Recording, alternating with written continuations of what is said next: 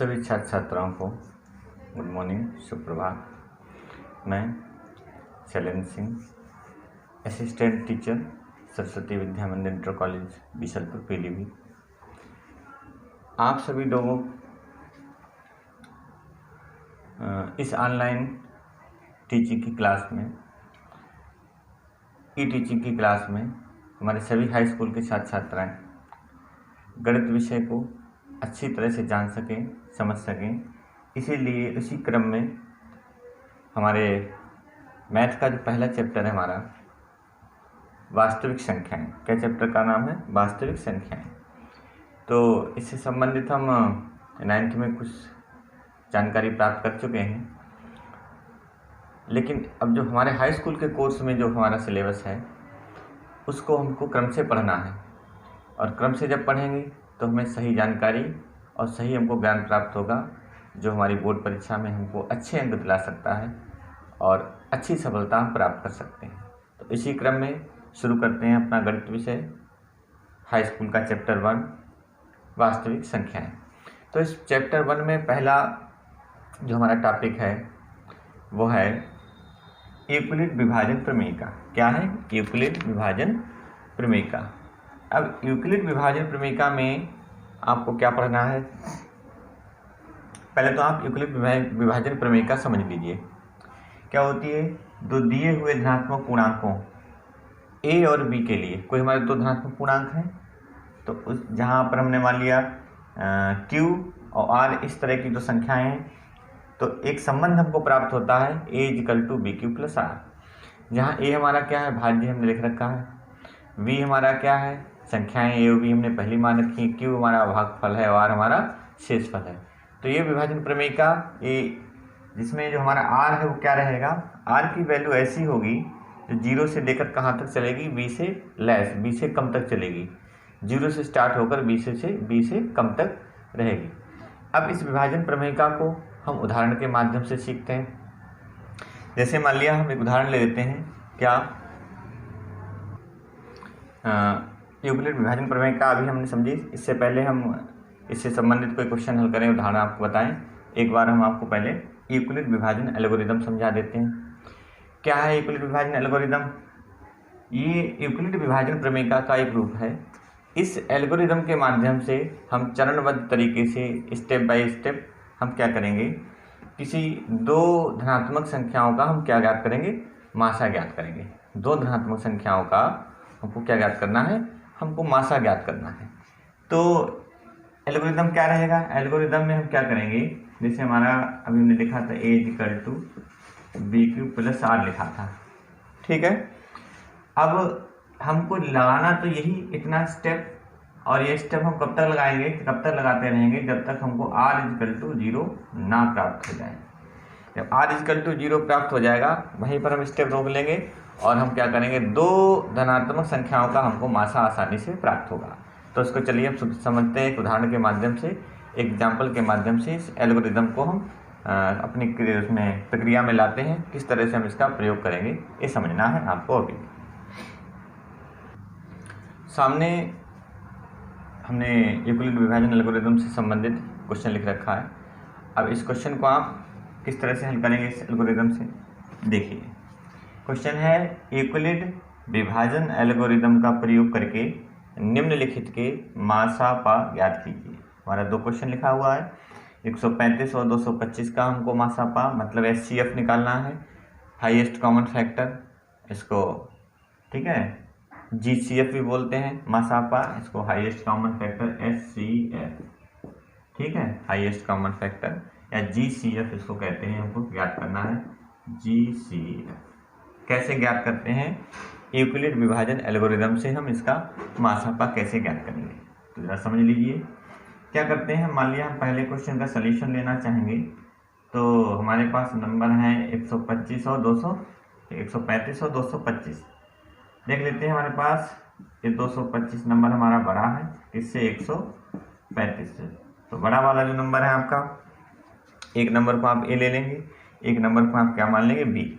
तो बड़ा जो नंबर आपका है इसको क्या लिखेंगे आप? A।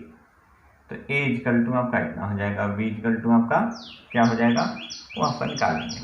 ए और बी हमको प्राप्त हुआ, मान लिया हमने बी मान लिया। ठीक है, स्टेप फर्स्ट, हम यूक्लिड विभाजन एल्गोरिथम पढ़ चुके हैं। क्या हम जब भाज्य इक्वल टू लिखते हैं, भाज्य बराबर हमारा जो होता है बी क्यू प्लस आर। पहले स्टेप में देखते हैं हमने कितना लिखा, 225 लिख लिया, A equal to B Q plus R से। अब वहाँ पर बी क्यू, तो बी हमारा 135। अब जरा ध्यान देने वाली ये बात है, 135 का 225 में देखिए कितना भाग चला जाएगा, कितना भागफल, 1 चला जाएगा। तो शेष हमारा कितना बच जाएगा, शेष हमारा बच जाएगा मान लिया 90, बच गया 90। फिर क्या करते हैं, अब यहाँ से हम देख लेंगे, इससे तुलना कर लेंगे, A equal to B Q plus R. तो यहाँ से हमने तुलना किया हमने, तो आर हमारा कितना आया, 90 आया, 90 आया। लेकिन हमको क्या है, हम देखते हैं जो हमने शेषफल निकाला आर, वो 0 के इक्वल टू नहीं है, नॉट इक्वल टू 0, 0 के बराबर नहीं है। अब क्या करना पड़ेगा हमको, जब 0 के इक्वल है नहीं, 0 के बराबर नहीं है, तो क्या करेंगे, हम इस प्रोसेस को सेकेंड स्टेप में लेंगे। अगली प्रक्रिया, हम अगला स्टेप ले लिया, क्योंकि हमें करना क्या है, जब तक हमको शेषफल हमारा 0 प्राप्त नहीं हो रहा है, हमको ये प्रक्रिया लगातार आगे बढ़ते हुए दोहराते जाना है, बढ़ते जाना, लगाते जाना है। अब इस स्थिति में देखिए, जो 135 संख्या है आपकी, ये क्या बन जाएगी, ये बी बन जाएगी। 135 आपका संख्या क्या बन जाएगी, बी। 135 बराबर बी क्यू प्लस आर, ये आपका ए बन गई। अब क्यू क्या रहेगा, जो शेषफल है वो क्यू का, वो बी का काम करेगा। अब 90 का 135 में आप लगाइए भाग, तो कितना चला जाएगा, एक बार चला जाएगा, 90 एकम 90। अब बच कितने रहे हमारे पास, 45 बच रहे हैं। अब फिर से तुलना कर लेंगे, A equal to B Q plus R. फिर से हमने तुलना किया, तो तुलना करके हमने देखा कि हमारा आर बराबर कितना बन रहा है, 45 बन रहा है। फिर से देखा, ये आर वाला जो हमारा मान है, ये किसका है, 0 के इक्वल नहीं आ रहा है। अब 0 के इक्वल नहीं आ रहा है, तो हमको फिर से थर्ड स्टेप में जाना पड़ेगा। हम इधर हल कर दे रहे हैं, स्टेप थर्ड स्टेप में देखेंगे। अब हमने देखा क्या, हमारा R equal to not equal to 0, R 0 के बराबर नहीं है। तो अब की बार में क्या होगा, हमारा भाज्य कितना बन जाएगा, 90, और भाग वो जिसको हम भाजक हमारा बन जाएगा क्या, बी 45। अब देखिए कितना, 90 दूनी 45 दूनी कितना हुआ, 90। शेषफल क्या आ जाएगा, 0 आ जाएगा। अब यहाँ पर फिर से हमने तुलना किया, A equal to B Q plus R. Algorithm हमारे चलते रहे, चरण 1, चरण पहला चरण, दूसरा चरण और तीसरा चरण। यहाँ से देखने पर हमने क्या पाया, यहाँ पर शेषफल देखिए क्या आ गया, 0 प्राप्त हुआ। हम जहाँ तक पहुँचना चाहते थे वहीं पर हम पहुँच गए, हम शेषफल 0 लाना चाहते थे। तो शेषफल 0 हमारा कब आया, हमने किस नंबर से भाग लगाया, किस संख्या से हमारा भाग लगाने पर शेषफल 0 आया, हमारा 45 से भाग लगाने पर शेषफल 0 आया। इस स्थिति में क्या हुआ, ये जो 45 हो गया है, ये संख्या जो हुई, यही आपका मासा पा बन जाएगा 45। इन दोनों संख्याओं का मासा पा कितना हो गया, 45। इसको बोलते हैं HCF। इन दोनों संख्याओं का HCF कितना आ गया, 45 आ गया, 45 आ गया। ध्यान क्या रखना है, ए स्टेप लगाने में, इसको और सरल तरीके से हम आपको समझा देते हैं। ये कभी कभी हो सकता है आप डायरेक्ट विभाजन एल्गोरिथम ना लगा पाएँ, लेकिन आपने जो 9th में या 6 में 7th 8th इन क्लासों में आपने पढ़ रखा है कि हम जो हमारी वैकल्पिक विधि है उससे हम मासा कैसे निकालते हैं, तो उस तरह से आपको समझा देते हैं। मान लिया हमको वैकल्पिक विधि से मासा निकालना है, तो हम क्या करते हैं, संख्याओं से लगातार क्रम से भाग लगाते जाते हैं। क्या करते रहते हैं, जैसे हमने देख लिया, जैसे अभी यहाँ से क्या था, 135 था, इस 135 से हमने 225 को भाग लगाया, तो 135 से कम 135, फिर भाग लगाया, भाग लगाने पर देखिए घटाने में कितना शेषफल बच रहा है, 90 बच रहा है। अब हमने इसे पहला स्टेप लिया, तो हम देख लेंगे 135 हमारा क्या है, भाजक है, एक क्या है हमारा, भागफल गया, ठीक है, 90 क्या आया, शेषफल आ गया। एक स्टेप कंप्लीट हो गया। अगले स्टेप में आप क्या करते हो, यही 135 जो है, ये जो 90 आपका आया, 90 आया जो, इस 90 से आप क्या करते हो, 135 में क्या लगा देते हो, आप भाग लगा देते हो 135 में। 135 जब आप भाग लगाते हो, ठीक है, भाग लगाया, फिर से कितना भागफल गया, 1 गया, घटा दिए तो कितने आए, 45 आ गए। तो देखिए इससे पहला स्टेप यहाँ तक था, सेकंड स्टेप देखो यहाँ पर बन रहा है। सेकंड स्टेप पे लिख लिया हमने, क्या लिखा, 135 हमारा क्या था, भाजक, भाजक लिख दिया। 90 हमारा क्या था, नहीं 135 हमारा क्या था, भाज्य था, भाज्य लिख दिया। 90 हमारा क्या था, 90 क्या था हमारा, भाजक था, ठीक है। और हमारा भागफल कितना आया था, 1, और शेषफल कितना आया, 45। सेकंड स्टेप कंप्लीट हो गया। थर्ड स्टेप में पहुंचते हैं। तो थर्ड में पहुंचने के लिए क्या करते हैं, ये 45 से आप 90 को भाग कर दोगे, कितना, 45 दूनी 90, शेषफल क्या गया। अब देखिए थर्ड स्टेप में हमने यही तो लिखा है, क्या, भाज्य कितना है, 90, भाजक कितना है, 45, भागफल कितना गया, 2, शेषफल कितना है, 0। तो यह प्रक्रिया जो है आपकी वही है, पुरानी है, लेकिन ये विभाजन एल्गोरिदम को हम स्टेप बाय स्टेप निकालते जाते हैं, तो हमारी ये विभाजन एल्गोरिदम क्या हो जाती है, कंप्लीट हो जाती है। इस तरह से हम अन्य संख्याओं का क्या निकाल सकते हैं, बड़ी आसान तरीके से क्या निकाल सकते हैं, मासा निकाल सकते हैं इसी विभाजन एल्गोरिदम के माध्यम से। अब मान लिया हम विभाजन एल्गोरिदम के माध्यम से हम हमारे पास जो अगली संख्या है उसका हम मासा निकालना चाहें, तो जैसे हम आपको ये भी स्टेप हल करके दिखा देते हैं, ये क्वेश्चन एक और। तो अगले क्वेश्चन में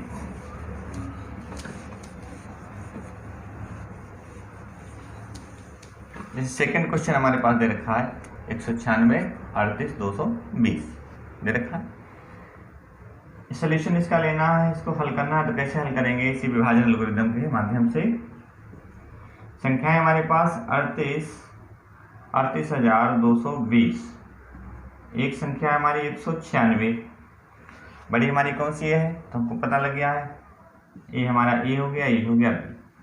क्रम से स्टेप फर्स्ट हम लेंगे, विभाजन एल्गोरिदम हमारी ध्यान रहे हमको क्या होती है, बी की B A equal to B Q plus R, यही तो होती है। अब हमारे पास देखना ये है, ये कितना हमारे पास 38,220 है, 38,220 है, और बी हमारे पास जो संख्या कितनी है, 196। अब जब आप उसी तरीके से, वही आपका जो पुरानी प्रचलित विधि है, उस मेथड है, उस मेथड से जब आप क्या करेंगे, 196 से क्या लगाएंगे, 38,220 में भाग लगाएंगे। तो 38,220 आप यहाँ क्या करेंगे, भाग लगा के देख लेंगे संख्या का।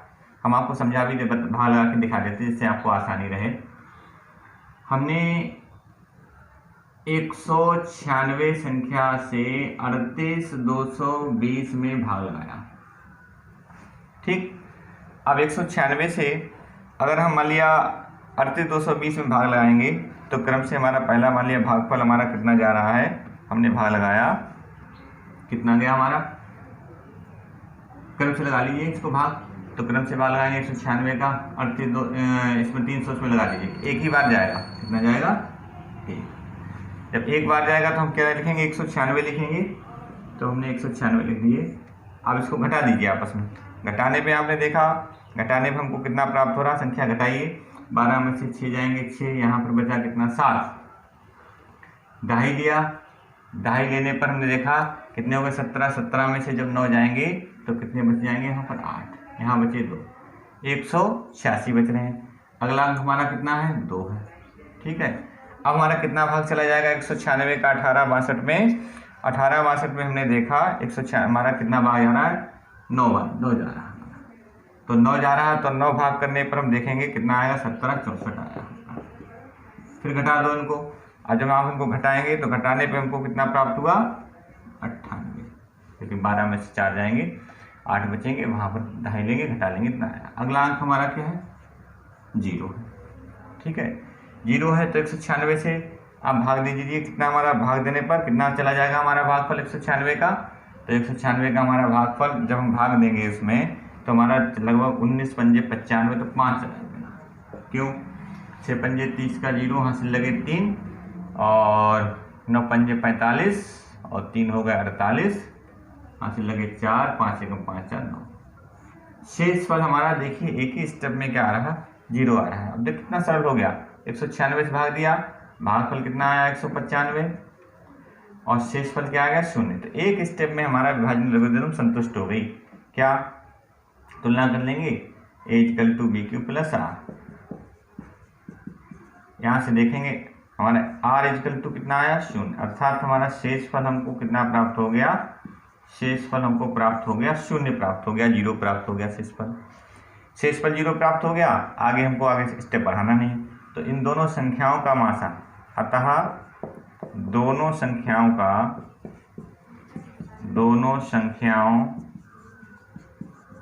का मासापा मतलब HCF हमको कितना प्राप्त हो गया, हमने जब भाग लगाया किस संख्या से भाग लगाया, 196 से भाग लगाया, तो 196 से भाग लगाने पर तो शेषफल चुना गया। तो ये क्या हो गया, दोनों संख्याओं का। तो ये विभाजन एल्गोरिथम कोई अलग से प्रक्रिया नहीं है, आपको करना क्या है, आपको ये पुरानी प्रचलित विधि के आधार पर ही हम स्टेप बाय स्टेप इसको लिखते जाते हैं। यही हमारी क्या है, विभाजन एल्गोरिथम, और इससे हम क्या करते हैं, संख्याओं का मासा आसानी से हम निकाल सकते हैं। अगला हमारा क्या है, अगला हमारा टॉपिक इसी चैप्टर में हमारा अगला टॉपिक है। तो आप क्या करेंगे, ऐसे ही कई क्वेश्चन को लेकर उनको सॉल्व कर लेंगे, इससे आपका रिवीजन हो जाएगा, आपको प्रैक्टिस हो जाएगा और आप विभाजन एल्गोरिथम को आसानी से फटाफट लगाते चले जाएंगे। बोर्ड परीक्षा में जब भी प्रश्न आता है इस तरह का, तो आप उसको इसी तरह से हल करेंगे और आपको आसानी से उस प्रश्न पर सही तरीके से लिखेंगे तो सही अंक आपको प्राप्त होंगे। अगला टॉपिक हमारा इसी चैप्टर में क्या है उसको पढ़ते हैं। अगले टॉपिक पे हम देखते हैं क्या लिखना है हमको। तो इसी चैप्टर में हमारा अगला टॉपिक क्या है, इसी चैप्टर में हमारा अगला टॉपिक है कि अंकगणित की आधारभूत प्रमेय। तो अंकगणित की आधारभूत प्रमेय क्या है, समझ लीजिए। प्रत्येक भाज्य संख्या को अभाज्य संख्या के गुणनफल के रूप में व्यक्त किया जा सकता है। प्रत्येक भाज्य संख्या को अभाज्य संख्या के गुणनफल के रूप में व्यक्त किया जा सकता है। तो लेकिन उसमें क्या है, देखना क्या है, हमको ये पता रहना चाहिए कि जब प्रत्येक संख्या को अभाज्य संख्या के गुणनफल के रूप में जब व्यक्त किया जा सकता है तो ध्यान क्या रहना है, ध्यान ये रखना है हमको जो उनका क्रम होगा। अगर हम क्रम को ना देखें, क्रम पर हम अगर ध्यान ना दें, तो जितने भी हमको अभाज्य संख्याएं, अभाज्य गुणनखंड हमको प्राप्त होंगे, उनका वो कैसे होंगे, अद्वितीय होंगे। क्रम को देखे बिना, मतलब आप क्रम ना देखें तो हम कह सकते हैं जितने हमारे संख्या के जो अभाज्य गुणनखंड प्राप्त हुए हमको, वो कैसे हैं, अद्वितीय अभाज्य गुणनखंड हमको प्राप्त हुए हैं। इसको हम समझ लेते हैं उदाहरण के तौर। जैसे मान लिया हम संख्या ले लेते हैं 24। अब 24 के आप गुणनखंड करें, आप चाहें तो ऐसे गुणनखंड कर सकते हो 24 के। 2 एकम 2 छंग 12, 2 दूनी 9, 2 एकम 2, 2 दूनी 4, 2 छंग 12, 2 तियां 6, 3 एकम 3। तो 24 गुणनखंड करें हमको तो 2 गुणा 2 गुणा 2 प्राप्त हुए गुणा 3। अब देखने में हमने क्या पाया, 2 2 हमारा कितना है, 3 बार, घात 3 लगा दिया, लिख दिया। तो देखिए हमें संख्या को हमने तोड़ लिया, 24 को हमने तोड़ा, हमारे गुणनखंड हमको मिले कितने, 2 और 3। ये 2 संख्या और 3 संख्या जो हमको प्राप्त हुई, ये संख्या कैसी हमारी है, ये अभाज्य संख्या है। ये संख्या हमको कैसी प्राप्त हुई, ये भी हमारी कैसी है, अभाज्य। तो यही तो हमारी अंकगणित की आधारभूत प्रमेय है। क्या है कि प्रत्येक भाज्य संख्या, भाज्य संख्या मतलब हमारे पास 24 संख्या कैसी थी, भाज्य। अब भाज्य भाज्य भी आप समझ लीजिए, तो आपको बताते चलें। जैसे भाज्य संख्याएं हमारी क्या होती हैं, भाज्य वे संख्याएं जिनका जो स्वयं से विभाजित हो जाती हैं और 1 से भी विभाजित हो जाती हैं, और इन स्वयं से 1 के अतिरिक्त अन्य संख्याओं से भी विभाजित हो जाती हैं। तो ऐसी संख्या को हम क्या बोलते हैं, भाज्य संख्या। जैसे हमारे पास 24 आपका 24 से विभाजित हो जाएगा, 2 से भी हो जाएगा, 3 से भी हो जाएगा, 1 से भी हो जाएगा। तो इसके अगर हम गुणनखंड देखें तो वास्तव में हमारी 1 से विभाजित होगी, 2 से हो जाएगी, 3 से हो जाएगी, 24 से हो जाएगी, मतलब कई अंकों से संख्याएं हमारी विभाजित होती चली जाएगी। ठीक है, तो इस संख्या को क्या कहेंगे, भाज्य संख्या। अभाज्य संख्या किसको कहेंगे, अभाज्य संख्या वह संख्या होती है जो स्वयं से विभाजित हो या 1 से विभाजित हो और इनके अतिरिक्त किसी से विभाजित ना हो, तो इस संख्या को अभाज्य संख्या बोलेंगे। जैसे हमारे पास ये 2 है, तो आप देखिए अगर 2 अगर हमारा विभाजित होगा या तो 1 से विभाजित हो जाएगा और या 2 से, अन्य किसी से नहीं होगा। जैसे मान लिया 3 है, 3 हमारा किससे विभाजित होगा, या तो 1 से हो जाएगा या तो 3 से होगा और इनके अतिरिक्त नहीं होगा। तो ऐसी संख्याएं जिनके सिर्फ 2 ही गुणनखंड होते हैं, हम ये भी कह सकते हैं संख्या स्वयं और एक, 2 ही गुणनखंड होते हैं। संख्या कैसी वो क्या कहलाती हैं, अभाज्य संख्याएं कहलाती हैं। जबकि ऐसी संख्या जिनके 2 गुणनखंड मतलब संख्या और एक के अतिरिक्त अन्य भी गुणनखंड होते हैं, अन्य भी अंकों से संख्याएं, अन्य भी संख्याओं से दी हुई संख्या हमारी विभाजित हो जाती है, तो ऐसी संख्या को हम क्या बोलते हैं, ऐसी संख्या को हम बोलते हैं भाज्य संख्या। तो हमको तो अंकगणित की आधारभूत प्रमेय पढ़नी है और आधारभूत प्रमेय क्या कहती है कि प्रत्येक भाज्य संख्या को उसके अभाज्य गुणनखंडों के रूप में व्यक्त किया जा सकता है, बदला जा सकता है, परिवर्तित किया जा सकता है। तो देखिए 24 था, दिखा लिया। हम मान लिया एक उदाहरण और ले लेते हैं। जैसे हमने मान लिया ले लिया 414, 16 ले लिया, ठीक है, ये भी हमने ले लिया। अब 416 के आप इस तरह से गुणनखंड कर लीजिए। 416 के जब गुणनखंड करेंगे तो काट 2 दूनी 4, 0 2 अट्ठे 16, ठीक है, काट दिया हमने। 2 एकम 0, 2 चौको 8, 2 पंजे 10, 2 दूनी 4, ठीक, इसको कैंसिल कर दिया। ऐसे हमने इधर हमारा, चलो हम इधर लिख लेते हैं इसको, इसी अंक को आगे बढ़ा के। जैसे हमारे पास 52 आया, कितना आया 52, तो 52 को हम काटेंगे 2 दूनी 4, 2 छंग 12, 2 एकम 2, 2 तिया 6, अब 13, 13 एकम 13। तो ये 416 जो हमारा पास अंक था, इसके हमने गुणनखंड करे तो 2 2 2 5 बार कट गया, 2 गुणा 2 गुणा 2 गुणा 2 गुणा 2, 5 गुणनखंड आ गए। फिर हमने इसको देखा 13 से विभाजित हो गया, ठीक है, तो इसको हमने लिख लिया 2 हमारा 5 बार है तो 5 घात लगा दी, हमारा ये 13 बचा। अब ये देखेंगे हम, ये 416 संख्या क्या थी, भाज्य संख्या है कि कई संख्याओं से ये संख्या विभाजित हो जाएगी, तो ये 416 तो भाज्य संख्या हो गई। लेकिन ये जब हमने हमारे पास जो अंक आए हैं 2 हैं, ये क्या है, ये अभाज्य है, ठीक है। 13 है, ये संख्या कैसी है, अभाज्य है। जबकि ये हमारा 416 कैसे थी संख्या, ये कैसी थी, भाज्य थी, भाज्य। तो प्रत्येक भाज्य संख्या को उसके अभाज्य गुणनखंडों के रूप में बदला जा सकता है, तोड़ा जा सकता है। यही हमारी क्या कहलाती है, अंकगणित की आधारभूत प्रमेय कहलाती है। तो कभी भी जब हमको प्रश्न मिलता है, इस तरह से हमको बताया जाता है तोड़ने के लिए, तो आप दी हुई भाज्य संख्या को उसके अभाज्य गुणनखंडों के रूप में आसानी से उसको परिवर्तित कर सकते हो, और हमारी यही अंकगणित की आधारभूत प्रमेय कहती है। लेकिन आप किसी भी तरह से उसको गुणनखंड करेंगे, लेकिन हमारे यही गुणनखंड जो हमको अभाज्य गुणनखंड प्राप्त होंगे, ये कैसे होंगे, अद्वितीय होंगे।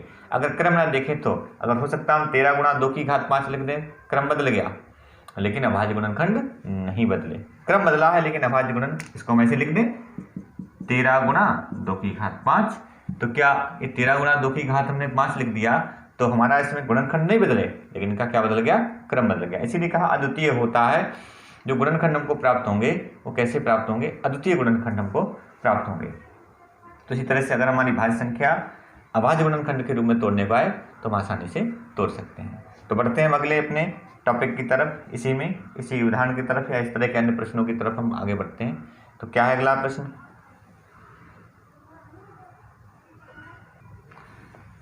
सामने एक प्रश्न लिख रखा है, इसको आप समझाते चलते हैं कि उसी से संबंधित है जो भी हमने आपको बताया। क्या इसमें कहा है कि संख्या हमारे पास लिखी है 5 गुणा 7 गुणा 11 प्लस 11 क्या एक भाज्य संख्या है। तो हम जानते हैं वह संख्या जो अपने स्वयं से कटे, स्वयं से विभाजित हो जाए, 1 से विभाजित हो जाए और इसके अतिरिक्त अन्य अंकों से, अन्य संख्याओं से विभाजित हो जाए, तो ऐसी संख्या क्या होती है, भाज्य होती है। तो हम इसको भी चेक करेंगे कि वास्तव में है या नहीं है। तो संख्या हमारे पास क्या है, 5 गुणा 7 गुणा 11 प्लस 11। तो देखते हैं 11 हमारे दोनों संख्याओं में से एक पद हमारा, ये पद दोनों में से 11 कामन, तो 5 गुणा 7 यहाँ से हमारे 11 कामन हो गए, इधर क्या बचा 1, तो 7 पंजे 35 हो गए और प्लस 11 हो गए। तो 11 गुणा, इनको जोड़ लीजिए, कितने हो गए 6 और ये कितने हो गए 4, 46 हो गए। तो अगर हम चाहें तो सिर्फ अंक गुणा कर सकते हैं, लेकिन गुणा करने के बाद भी हमको गुणनखंड करने पड़ेंगे, तो हम यही गुणनखंड कर लेते हैं। अब से 46 के गुणनखंड कर लीजिए, 2 दूनी 2 तियां, 23 एकम 23 के 23 से ही विभाजित हो जाएगा। अब क्या करना है, 11 गुणा 2 गुणा 23। तो ये देखिए दी हुई संख्या थी हमारी, ठीक है, इस संख्या के कितने गुणनखंड आ रहे हैं, इसके गुणनखंड एक तो 2 आ रहा है, 11 आ रहा है, 23 आ रहा है, अभाज्य गुणनखंड ये आ रहे हैं। तो दी हुई संख्या स्वयं से और 1 के अतिरिक्त विभाजित होने के बाद में 2 से भी विभाजित हो जाएगी, 11 से भी विभाजित हो जाएगी और 23 से भी विभाजित हो जाएगी। तो इसलिए ये दी हुई संख्या हमारी कैसी है, दी हुई संख्या हमारी भाज्य संख्या होगी। कैसी संख्या होगी, भाज्य संख्या होगी। जैसे मान लिया कभी आप बिल्कुल आप 23 पूछते, बताओ 23 कैसी संख्या है, भाज्य भाज्य। तो आप जानते हैं 23 के गुणनखंड या तो 23 होगा या तो 1, 23 या तो 23 से विभाजित होगा या तो 1 से, और इसके अतिरिक्त किसी से विभाजित नहीं होगा। तो ये संख्या हमारी कैसी हो जाएगी, अभाज्य हो जाएगी। लेकिन दी हुई संख्या के गुणनखंड ये इतने आ रहे हैं, तो ये संख्या हमारी कैसी है, भाज्य संख्या है। तो ठीक इसी तरह से आप जब प्रश्न आए आपसे पूछे जाएंगे बोर्ड परीक्षा में, तो आप क्या है आसानी से उसको ऐसे पहचान करके आप उनका जो भी स्पष्टीकरण आप दे सकते हो कि ये संख्या हमारी दी हुई भाज्य है या अभाज्य है। तो चलिए बढ़ते हैं अगले अपने टॉपिक की तरफ। तो अगली हमारी परिमेय संख्याएं हैं। तो परिमेय संख्याएं भी हम आपने पढ़ रखी हैं, तो उसको भी आप क्या होती है परिमेय संख्याएं, समझिए इनको। परिमेय संख्याएं आपने पढ़ी भी हैं, फिर भी आप उनको समझ लीजिए क्योंकि इससे संबंधित भी कई प्रश्न आपसे पूछे जाएंगे। तो क्या होती है परिमेय संख्याएं, तो वे संख्याएं जिनको P/Q के रूप में व्यक्त किया जा सकता है क्या कहलाती हैं, परिमेय संख्याएं कहलाती हैं। जैसे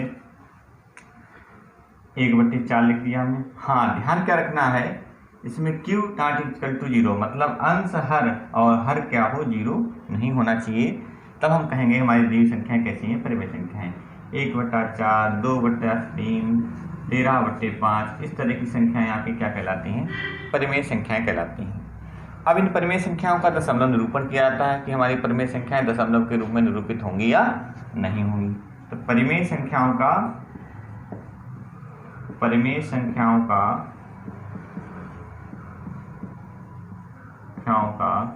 दशमलव निरूपण आप जानते हो, दी हुई संख्या को हम दशमलव के रूप में व्यक्त करें। जैसे 4 है, 1/4 दशमलव में व्यक्त करना है, तो हम जानते हैं भाग देना है तो हम दशमलव लगाना पड़ेगा, 0 हो गया तो 4 दूनी 8, कितना बचा 2 बचा, दशमलव लगा 0 तो 4 पंजे 20, कितना आ गया 20 आ गया। तो हमने देखा क्या 1/4 संख्या जो थी हमारा, इसका हमने दशमलव निरूपण किया तो कितना आया 0.25 आया इसका दशमलव निरूपण। और क्या हुआ, हमारा शेषफल 0 प्राप्त हो गया। लेकिन कुछ संख्याएं हमारी ऐसी होंगी जिनका हम दशमलव निरूपण करेंगे तो क्या होगा, शेषफल हमको 0 प्राप्त नहीं होगा। जैसे मान लिया 2/3 है, अब हम इस संख्या को इस 3 से जो संख्या है हम इसका भाग लगाएं 2/3 को, तो 2/3 संख्या लेके चलते हैं, तो हमने भाग लगाया 3 से 2 के लिए, दशमलव लगाया 0 बढ़ाया तो 3 छक्का 18 होते हैं, कितने आए 2 आते हैं, ठीक है 2 आए, 3 छक्का 18 2 हो गए। अब जैसे मान लिया दशमलव लगा 0.70, फिर 3 छक्का 18 कर देंगे, फिर शेष कितना आएगा 2, फिर 3 छक्का 18 कर देंगे तो शेष 2। तो ये शेष 2 हमारा क्या है, लगातार बार बार आता रहेगा। तो इस तरह से 6 अंक हमारे आते रहेंगे। और ये भागफल भी हम कहीं पर भी नहीं रुकने वाला है, सतत हमको प्राप्त होता रहेगा। शेषफल भी हमको कंटिन्यू प्राप्त होता रहेगा जैसे जैसे हम इसका भाग लगाते रहेंगे। तो इसमें हमारा निष्कर्ष क्या निकलता है कि हमने जब 1/4 संख्या देखी तो 0.25 शेषफल 0 आ गया और भागफल हमको पूरा प्राप्त हो गया, शेषफल हमको 0 प्राप्त हो गया। तो ऐसी संख्या को हम शांत दशमलव कहेंगे। क्या कहेंगे, शांत दशमलव निरूपण इसको बोलेंगे। इस संख्या का दशमलव निरूपण कैसा होगा, शांत होगा। लेकिन हमने 2 को जब हमने 3 से भाग लगाया तो हमने प्राप्त हमको क्या हुआ 0.6666 हमको प्राप्त हो रहा है। कहीं पर भी भागफल एक स्थान पर रुकने का नाम नहीं ले रहा है। तो इस संख्या का दशमलव निरूपण कैसा होगा? अशांत होगा। तो ये कहेंगे हमारी संख्या जो है, इस संख्या का अशांत दशमलव निरूपण होगा। ठीक है, ये अशांत दशमलव संख्या है, शांत दशमलव संख्या नहीं है। तो इस तरह से संख्याओं का दशमलव निरूपण शांत होगा या अशांत होगा, ये भी पहचानने के लिए इसी चैप्टर में आपको सीखना है। तो शांत दशमलव निरूपण हम कैसे सीखेंगे, कैसे बताएंगे, इसके लिए भी हमारे पास कई सिद्धांत हैं और कई तथ्य हैं, तो उनको भी समझ लेते हैं। संख्या का शांत दशमलव, अभी आपने क्या किया था, जब परिमेय संख्याओं का शांत अशांत आपने पहचाना था तो आपको भाग लगाना पड़ा था। लेकिन ये सिद्धांत हमारा जो है शांत अशांत वाला, इस सिद्धांत में क्या है, अगर किसी परिमेय संख्या के से कोई p/q परिमेय संख्या है और उसके हरकों आपने इस रूप में व्यक्त कर दिया, तो आप बिना भाग लगाए कह सकते हो दी हुई संख्या कैसी है, शांत है या अशांत है, आप पहचान सकते हो। तो अगर आपने 2 की घात m 5 की घात n के रूप में हर को दिखा दिया तो संख्या हमारी दी कैसी हो जाएगी? शांत हो जाएगी। उदाहरण के लिए हम ये जरा क्वेश्चन इसको लिख लेते हैं। जैसे हमने लिख लिया, एक संख्या लिख ली हमने 3/625। ठीक, अब 3/625 लिखा हमने, 625 के गुणनखंड कर लीजिए आप। 625 करेंगे तो 5 5 एकम 5 5 2 10 पचम 25, से काटो 5 2 10 पचम 25 पचम 25 5 एकम 5। तो देखते हैं हमने 3/5 घात कितना आ रहा है? 4 आ रहा है।